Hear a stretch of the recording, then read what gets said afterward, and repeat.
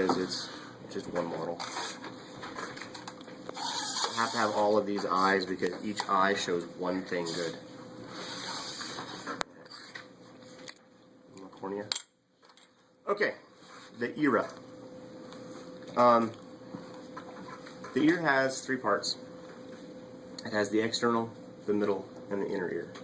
The external ear consists of, well, the external ear, this structure called the auricle or pinna. Either that. This is what you call your ear, but when we say ear, we think hearing. This has almost nothing to do with your ability to hear. All right, this is the outer ear, or so-called auricle or pinna. It's just a piece of the part of the ear called the external ear. The next piece of the external ear is the external auditory meatus, or ear canal. It's where you put your Q-tip, okay, which you're not actually supposed to use on your ear. Did you know that? You're not supposed to put. You're not supposed to use it. Don't do it. External. What else do you use a Q-tip for? Honestly, you use a Q-tip like for any. Yeah. Yeah. What else would I use a Q-tip for? You use a Q-tip for cleaning your car? Well, like you know, around the cut rollers, it's the ground in between it. You need a Q-tip. I used to Put grab out. antibiotics on cuts. I use my finger for that.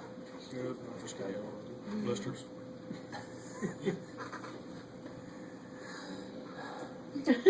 All right. I was just trying to go through my head. It's like, what other product? Everybody uses it for the one thing they tell you not to use it for. I was trying to go through my head. It's like, what other product would it be? And I guess it would be those places where you go to where they have the water pipes. They're for smoking tobacco only.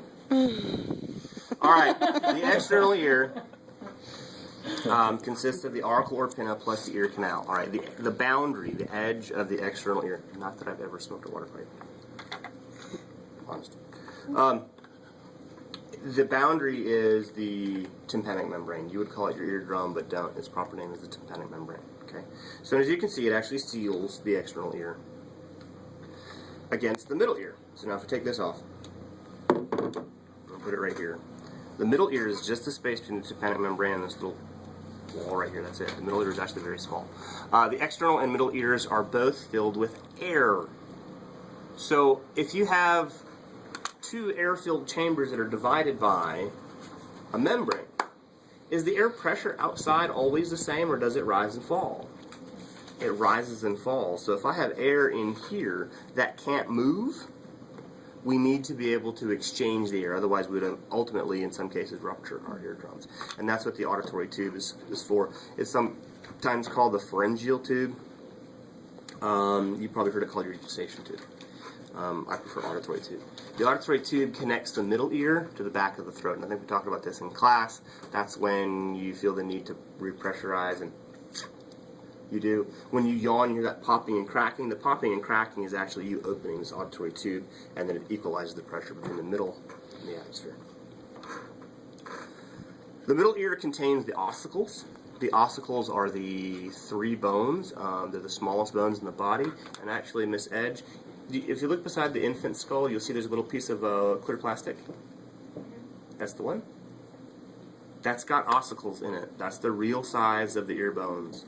Do you see how tiny they are? That's actual size of ear bones. They're very, very, very, very, very small. The ossicles. There are three of them. They're called the malleus, the incus, and the stapes. Now I'll show you on both of these models, though this one shows it much better. The malleus connects directly to the back of the tympanic membrane, and it's this long one right here. This is the malleus. And as we said in class, when the tympanic membrane vibrates, the malleus has to vibrate. Okay. The next one, the one in the middle, is called the incus, and that's this weird one right here. That's all this. This is all the incus. The malleus connects to the incus, so when the malleus vibrates, the incus has no choice but to vibrate as well. The incus connects to the stapes, and this is the stapes right here. Right.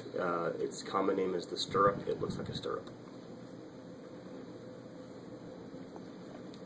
The stapes. When the tympanic membrane vibrates, piece of black paint, where we going? Tympanic membrane vibrates, it causes the malleus to vibrate, and the malleus vibrates, it causes the incus to vibrate. When the incus vibrates, it causes the stapes to vibrate. When the stapes vibrates, it punches the oval window, and this is the oval window right here.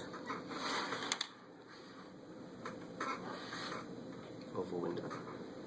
On the other side of the oval window is the inner ear. The inner ear is filled with fluid. There are 3 major structures in the inner ear. The semicircular canals, as you can see right there, 1, 2, 3 canals. The vestibule, which is the space between my fingers, is what I'm holding. And then the snail, the cochlea. There's the cochlea right there. Okay. 3 major structures, semicircular canals, vestibule, and the cochlea. The thing that most people have a problem identifying is the vestibule, and as I said, it's the space between the cochlea and the semicircular canals. Just right there, there's the vestibule. That is where the oval window touches, and that's what the vestibule is actually what the stapes punches. Okay, so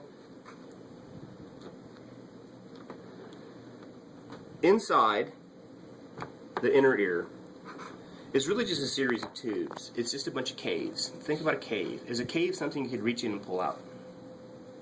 No, it's just an empty cavity and rock, right? You can't reach in and pull out of the cave. Just as you couldn't reach in and pull out the cochlea, you can't reach in and pull out the vestibule, you can't reach in and pull out the semicircular canals. It's just a cave, all right? Imagine it's one of those underwater caves because it's filled with fluid, okay? The fluid in that cave is called endolymph. Now, before we fill it with fluid, let's go and, like wallpaper, let's glue canvas to every surface, to the entire interior of the cave. So we're going to paint the walls with glue, and we're going to put canvas up. So there's the rock, there's the glue, and then there's the canvas covering it. All right? There is a membrane, and the membranous labyrinth, I'll show you in just a few minutes, the membranous labyrinth is what lines the cave. There's a very small space between the canvas and the rock, and that's where the glue was, right? Well, there's a very small amount of liquid between the membranous labyrinth, the bony labyrinth, and it's called perilymph. Endolymph is the water in the cave. The membranous labyrinth is the canvas that lines the cave. The bony labyrinth is the cave, and the tiny amount of water, the glue, that's holding the canvas to the rock wall is called perilymph. All right? Okay, so that membrane, that canvas, we actually tack in a piece of canvas that covers the entire mouth of the cave, so the water can't get out. It's waterproof. So imagine you're swimming in that cave and somebody is outside the cave and they walk up to the cave and they slap it. Are you going to hear the thump, the vibrations? It's exactly how we hear. The stapes is the thing that's punching the cave, that's punching the membrane that covers the oval window. It punches it, and as it punches it, it causes the fluid in the inner ear to vibrate. We've already talked about that. We'll talk about canals in just a minute. That causes the fluid in the cochlear duct, which is the pink and the blue. The cochlear duct, the fluid in there vibrates. We already talked about that. There's hairs in there, and it moves back and forth with it. And that's how we hear. Questions on how we hear and structures of the inner ear except for the semicircular canals.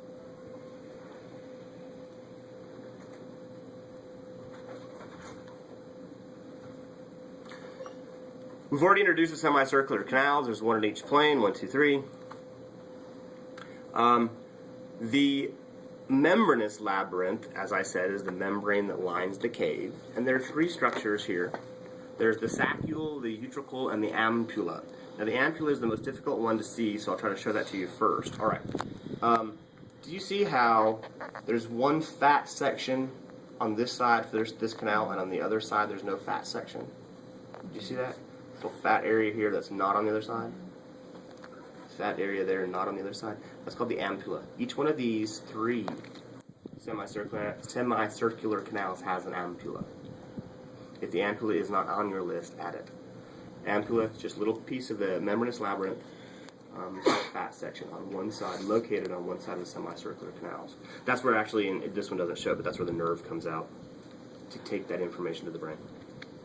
Next we have the utricle and the saccule. You see this big lump right here? That's the utricle.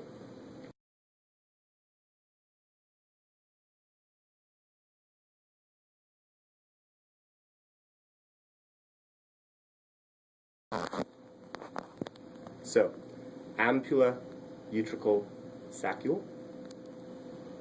Saccule, utricle, ampulla, ampulla, utricle, saccule. I think that's the ear, ladies and germs. Look at it, see if there's anything that you don't understand, anything you have questions about. Now is the time to ask.